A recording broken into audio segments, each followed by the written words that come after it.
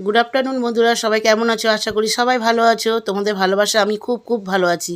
তো বন্ধুরা, এই দেখতে পাচ্ছ আমি একটা রান্নার ব্লগ নিয়ে চলে এসেছি, মিনি ব্লগ। আর ভাত ফুটছে, এখানে মাছ ভাজা হয়ে গিয়েছে। এটা হচ্ছে বন্ধুরা ভোলা মাছ। আজ সানডে ফান্ডে কিছু চিকেন মাটন হচ্ছে না। আমরা বাঙালি, মাছ না হলেও আমাদের চলে না। মাছটা হচ্ছে আমার খুব প্রিয় খাবার, চিকেন মাটনের থেকেও। তো সেই জন্য বন্ধুরা এখানে মাছের ঝাল করবো বলে সব কিছু রেডি করে নিয়েছি।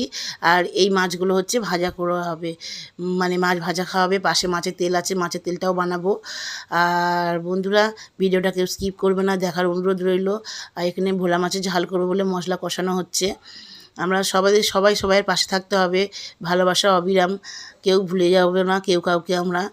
আর এখানে মশলাটা কষানো হচ্ছে, ভোলা মাছের ঝাল হবে। পাশেই হচ্ছে ভেন্ডি ভাজা, পেঁয়াজ কাঁচা লঙ্কা দিয়ে। আমার তো এটাও খুব ভালো লাগে খেতে। এটা আমার পরিবারের সবাই খেতে ভালোবাসে কম বেশি। তো লাস্টে পেঁয়াজ কাঁচা লঙ্কা দিয়ে ভেজে নামিয়ে নেবো। মাছের ঝালটা ফুটে এসেছে।